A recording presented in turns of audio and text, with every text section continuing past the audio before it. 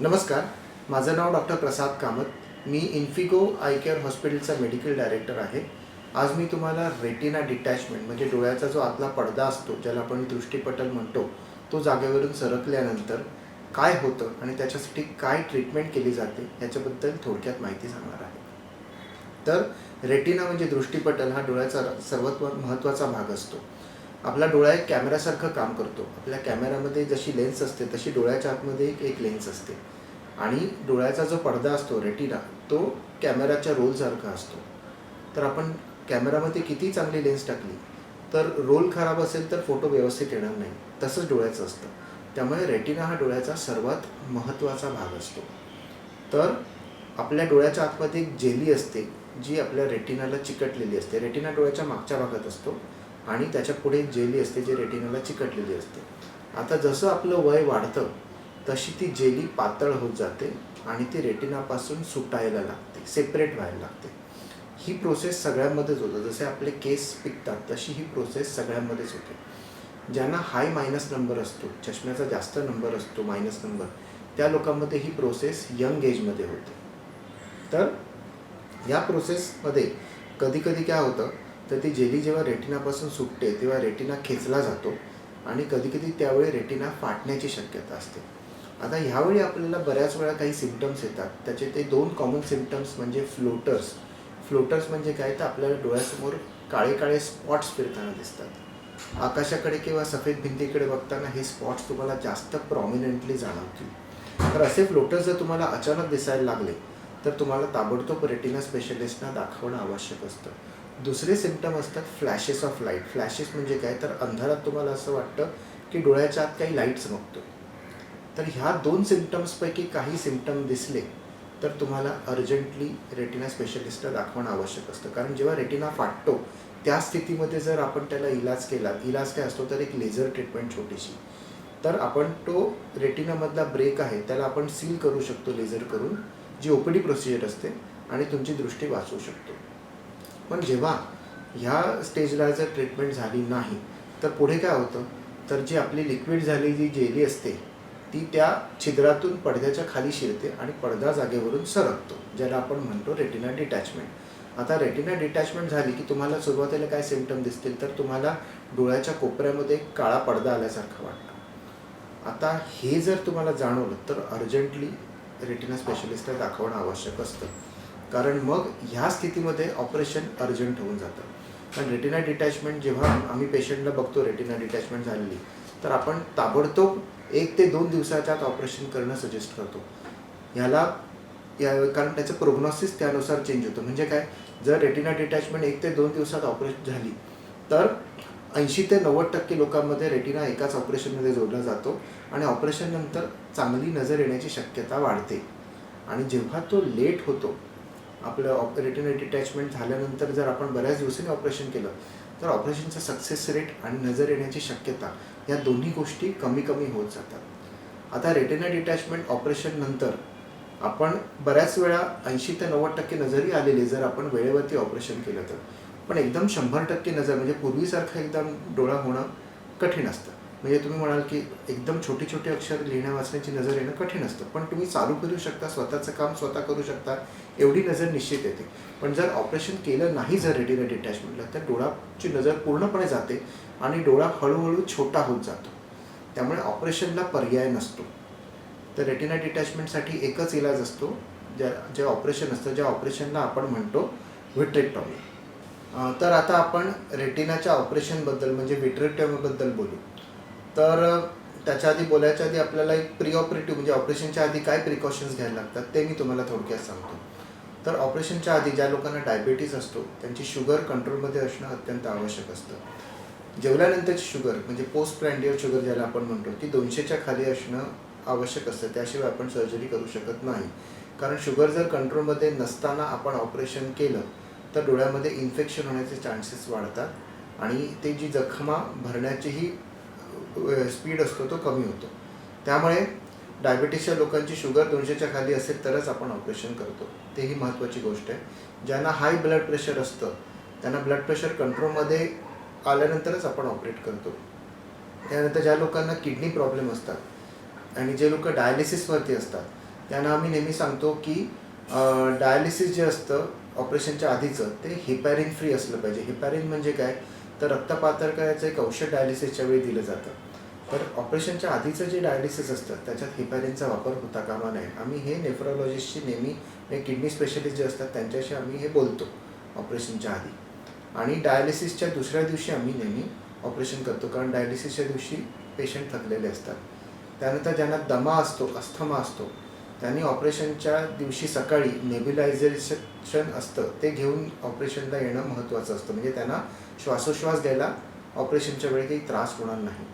तर ह्या काही प्रिकॉशन्स आवश्यक असतात. ऑपरेशनच्या आधी ज्यांना बरेच विकार असतात, खूप अनकंट्रोल डायबिटीज किंवा अनकंट्रोल ब्लड प्रेशर, त्या लोकांना आम्ही फिजिशियन फिटनेस घेणं आवश्यक असतं. म्हणजे तुमच्या MD डॉक्टरकडून किंवा MBBS डॉक्टरकडून एक फिटनेस सर्टिफिकेट आणणं ऑपरेशनसाठी आवश्यक असतं.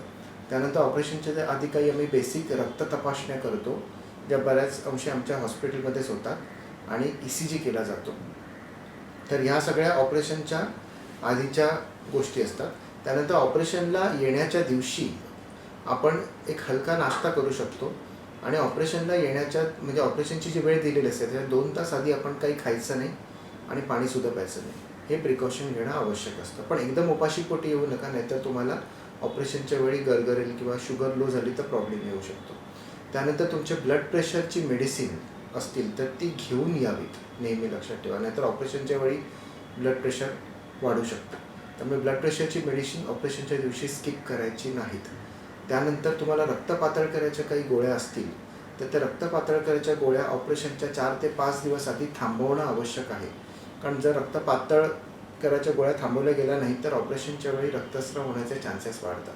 त्यामुळे तीही महत्त्वाची गोष्ट आहे की ब्लड थिनर म्हणजे रक्त पातळ करायच्या गोळ्या ऑपरेशनच्या 4 ते 5 दिवस आधी थांबवणं. तर ह्या झाल्या आपल्या प्री ऑपरेटिव्ह इन्स्ट्रक्शन्स. त्यानंतर तुम्ही जेव्हा ऑपरेशनला येता तर आम्ही तुम्हाला ऑपरेशन थिएटरमध्ये घेतो. त्याच्यानंतर ऑपरेशन थिएटर आमचं पूर्ण स्टराईल आहे, म्हणजे 4 दरवाजे ओलांडून आपल्याला ऑपरेशन थिएटरमध्ये जायला लागतं. त्यानंतर तुम्हाला डोक्यावरती कॅप, त्याच्यानंतर अंगावरती घालायला गाऊन, पायामध्ये घालायला आवरणं ही दिली जातात ऑपरेशन थिएटरमध्ये नेण्याच्या आधी. त्यानंतर ऑपरेशन थिएटरमध्ये झोपवल्यानंतर आम्ही नेहमी तुमच्या सेफ्टीसाठी अनस्थेशियाचे डॉक्टर आमच्याकडे असतात. अनस्थेशियाच्या डॉक्टरशिवाय आम्ही पेशंटचं ऑपरेशन करत नाही. त्यामुळे तुम्ही नेहमी पूर्णपणे ऑपरेशन थिएटरमध्ये सेफ असता हे लक्षात ठेवा. त्यानंतर आम्ही ऑपरेशनसाठी लोकल अनस्थेशिया देतो. म्हणजे काय, तर डोळ्याच्या कोपऱ्यात एका सुईने आपण इंजेक्शन देतो आणि हा एरिया फक्त सुन्न होतो. तुम्ही जागे असता ऑपरेशनच्या वेळी, पूर्ण बेशुद्ध केलं जात नाही, जनरल अनस्थेशिया दिला जात नाही. हां, जर 14 वर्षाच्या खाली मुलाचं ऑपरेशन असेल तर आपण जनरल अनस्थेशिया देतो, पण त्याच्यावरच्या लोकांमध्ये आपण जनरली लोकल अनस्थेशियामध्येच ऑपरेशन करतो. जर कोणी खूपच ॲप्रिहेन्सिव्ह पेशंट असेल तर आपण त्यांना थोडं सिडेशन म्हणजे झोपेचं औषध थोडंफार देऊ शकतो. त्यानंतर ऑपरेशनच्या वेळी काही गोष्टी लक्षात ठेवायच्या असतात की ऑपरेशनच्या वेळी तुम्ही हात खालीच ठेवायचे, हात वरती घ्यायचे नाही, कारण आम्ही डोळ्याच्या आजूबाजूचा एरिया क्लीन करतो आणि डोळ्यावरती एक ड्रेप टाकतो. त्यामुळे तुमचा चेहरा कवर्ड असतो, फक्त डोळ्याचा भाग उघडा असतो. त्यामुळे तुम्ही हात वरती घ्यायचे नाही, डोकं हलवायचं नाही, कारण आमची इन्स्ट्रुमेंट्स डोळ्याच्या आतमध्ये असतात. त्यामुळे तुमच्या डोक्याची अचानक हालचाल झाली, मानेची अचानक हालचाल झाली तर इन्स्ट्रुमेंट्स आत हिट करू शकतात. त्यामुळे ते लक्षात ठेवणं आवश्यक असतं की डोकं हलवायचं नाही. काही त्रास असेल तर तोंडाने सांगायचा असतो. तुम्हाला काही त्रास असेल तुम्ही कधीही तोंडाने बोलू शकता, फक्त अचानक कुठची हालचाल डॉक्टरांना न सांगता करायची नसते. ऑपरेशन आपण कसं करतो, तर ऑपरेशनसाठी आपण डोळ्यामध्ये 3 सूक्ष्म इन्सिजन घेतो. आमच्याकडे 23 गेज आणि 25 गेजचे एकदम सूक्ष्म इन्स्ट्रुमेंट्स असतात. त्याने आम्ही डोळ्याचा जो पांढरा भाग असतो ज्याला आपण स्क्लेरा म्हणतो त्याच्यावरती 3 इन्सिजन घेतो आणि डोळ्याच्या आतमध्ये जाऊन डोळ्याच्या आतमध्ये जी जेली असते, जी विट्रियस असते, ते आपण काढतो. म्हणून त्या सर्जरीला आपण विट्रेक्टॉमी म्हणतो. आणि हे डोळ्याच्या आतमधली जेली काढून आपण गरज पडली तर डोळ्याच्या आतमध्ये सिलिकॉन ऑइल किंवा गॅस टाकतो. ते 2 निर्णय आपण ऑपरेशनच्या वेळेस घेतो की सिलिकॉन ऑइल टाकायचं की गॅस टाकायचं. प्रत्येक केसमध्ये सिलिकॉन ऑइल किंवा गॅस टाकायलाच लागेल असं नाही, पण बहुतांशी टाकायला लागतं. आणि त्याच्यानंतर ही इन्स्ट्रुमेंट्स सर्जरी झाली की आपण ते इन्स्ट्रुमेंट्स काढतो आणि ते बहुतेक वेळा त्या ऑपरेशननंतर टाक्यांची गरज पडत नाही. लागला तर एखाद दुसरा टाका लागू शकतो, कारण आजकालचं जे ॲडव्हान्स टेक्नॉलॉजी आहे त्याच्यानुसार बऱ्याच वेळा बिन टाक्याचंच ऑपरेशन होतं. त्यानंतर ऑपरेशन एकदा झालं की मग आम्ही डोळ्याला एक पट्टी लावतो. त्यानंतर तुम्ही ऑपरेशननंतर अर्धा तास आम्ही तुम्हाला ऑब्झर्व करतो. नंतर तुम्ही हॉस्पिटलमधून घरी जाऊ शकता आणि त्याच्यानंतर पट्टी काढायला दुसऱ्या दिवशी हॉस्पिटलमध्ये यायचं असतं. तर हे झालं ऑपरेशनच्या दिवसाबद्दल.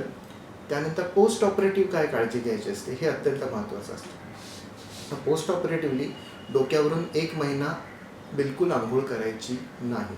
हे अत्यंत महत्त्वाचं असतं, कारण डोळ्यात जर पाणी गेलं तर डोळ्यामध्ये इन्फेक्शन होण्याची शक्यता असते. त्यामुळे काळा चष्मा आम्ही ऑपरेशननंतर देतो, तो 24 तास लावायचा असतो आणि हा चष्मा लावूनच आपण गळ्याच्या खालून आंघोळ करायची असते. जर चेहरा तुम्ही साधा टॉवेल ओला करून किंवा नॅपकिन ओला करून चेहरा फक्त पुसून घेऊ शकता, पण डोळ्यात पाण्याचा थेंबसुद्धा जाणं चालत नाही 1 महिन्यासाठी रेटिनाच्या ऑपरेशननंतर.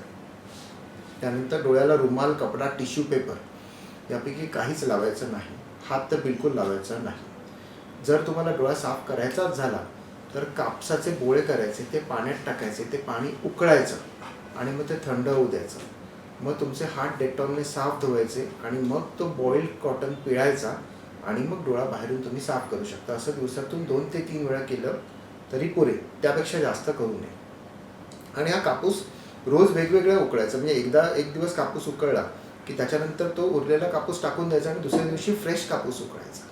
तर हे अत्यंत महत्त्वाचं असतं. त्यानंतर डोळ्यात आपण जे ड्रॉप्स टाकतो ते ड्रॉप्स टाकताना, ते उघडताना झाकण फिरवूनच उघडावेत. झाकण फिरवलं की ते ड्रॉप्स उघडतात. त्याला सुई किंवा सेफ्टी पिन लावू नका, कारण ते केलं तर डोळ्यामध्ये इन्फेक्शन होण्याची शक्यता असते. त्यानंतर डोळ्यात ड्रॉप टाकताना परत तुमचे हात डेटॉलने साफ धुवावेत. त्यानंतर डोळा असा अलगद डोळ्याची पापणी खाली करावी आणि ड्रॉप डोळ्याच्या आतमध्ये टाकावा. ते ड्रॉप टाकताना त्याचा टिप असतो, तो डोळ्याला किंवा हाताला टच होता कामा नये याची काळजी घेणं अत्यंत आवश्यक असतं, कारण त्यानेही डोळ्यामध्ये इन्फेक्शन होण्याची शक्यता वाढते. तर ड्रॉप टाकताना प्रिकॉशन घेणं ते अत्यंत आवश्यक असतं. त्यानंतर कुठचाही ड्रॉप टाकला की मिनिमम 5 मिनिटं तरी डोळे बंद ठेवावेत आणि त्याच्यानंतर दुसऱ्या प्रकारचा ड्रॉप टाकावा. हेही अत्यंत महत्त्वाचं असतं. लागोपाठ सलग ड्रॉप टाकले तर त्याचा इफेक्ट डोळ्यामध्ये येणार नाही. त्यानंतर डोळ्यात ऑपरेशननंतर, रेटिनाच्या ऑपरेशननंतर जर आम्हाला डोळ्यात सिलिकॉन ऑइल किंवा गॅस टाकावा लागला तर तुम्हाला आम्ही ही हेड डाऊन पोझिशन मेंटेन करायला सांगतो. ही पोझिशन जी असते ती बसून, म्हणजे टेबलावर बसून असं खुर्चीवर डोकं ठेवून करू शकता किंवा पालथं झोपून, छातीखाली उशी टिकून पालथं झोपून अशी करू शकता. डोकं खाली असलं पाहिजे दिवसातून 14 तास. आता 14 तास सलग डोकं खाली ठेवणं खूप कठीण आहे. मग काय करावं, तर 1 तास ठेवावं, 15-20 मिनटं रेस्ट घ्यावी, 1 तास करावं, 15-20 मिनटं रेस्ट घ्यावी. असं दिवसा मॅक्झिमम करा, कारण रात्री आपली झोपेत कूस पलटू शकते.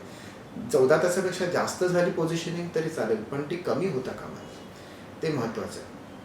नंतर जेव्हा तुम्ही 1 तास ठेवाल आणि 15 मिनटं त्याच्यानंतर रेस्ट घ्याल, त्या रेस्ट पिरियडमध्ये तुम्ही ड्रॉप टाकून घ्या. हे शेड्यूल फॉलो करणं अतिशय आवश्यक आहे. ही प्रोन पोझिशनिंग जे उलटं झोपणं आहे ते अत्यंत महत्त्वाचं असतं जेव्हा आपण ऑइल किंवा गॅस डोळ्यामध्ये टाकतो तेव्हाच. जर ऑइल किंवा गॅस डोळ्यामध्ये टाकला नसेल तर ह्या पोझिशनची गरज नसते.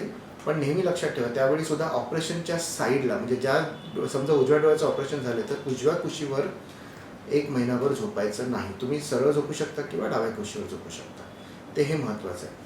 त्यानंतर ऑपरेशननंतर डोळ्यातून पाणी येणं, डोळे लाल होणं हे खूप कॉमन असतं. थोडं टोचतं, कधी कधी एखादा टाका आम्हाला ऑपरेशनच्या वेळी घ्यायला लागतो, तर ते हे कॉमन असतं.